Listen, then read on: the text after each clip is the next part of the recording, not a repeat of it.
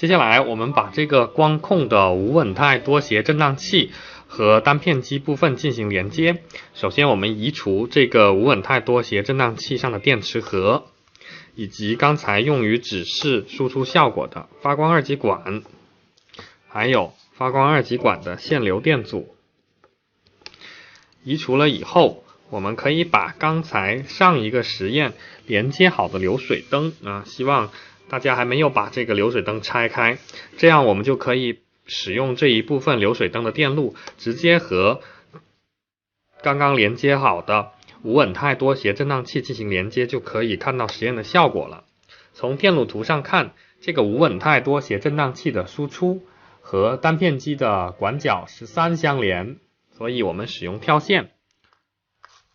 把单片机的管角13和这个刚刚连接好的无稳态多谐振荡器的电路进行连接。好，9、10、11、12、13。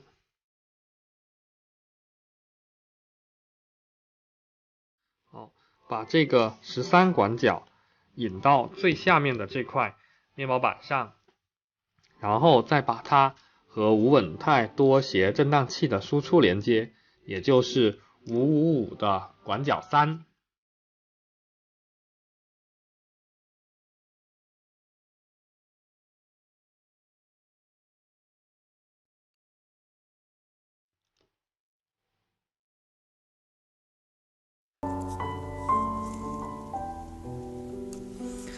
好，我们就把无稳态多谐振荡器的输出通过这个图示的这个路径和单片机的管角13相连了。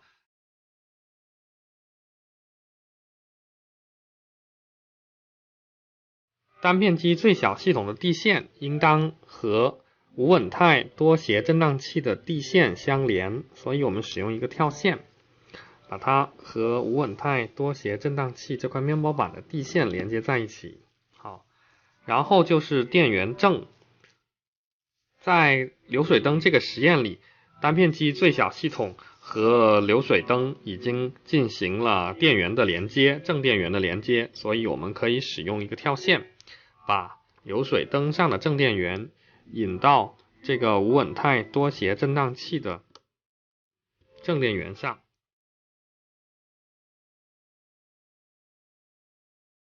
我们完成了电源的连接之后，别忘了最后有一个很重要的一步，决定了这个光控的流水灯能否实现最终的效果，是把电解电容，也就是无稳态多谐振荡器的电解电容给替换成一个 0.1 微乏的无极性电容。好，我们把它拔出来，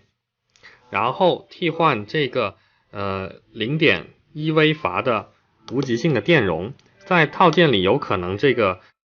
无极性的电容批次有所不同，所以元器件的外观有所不同，但是它表面上会有104或者是 0.1 微乏的字样。我们把它拿来插到刚才电解电容的位置上，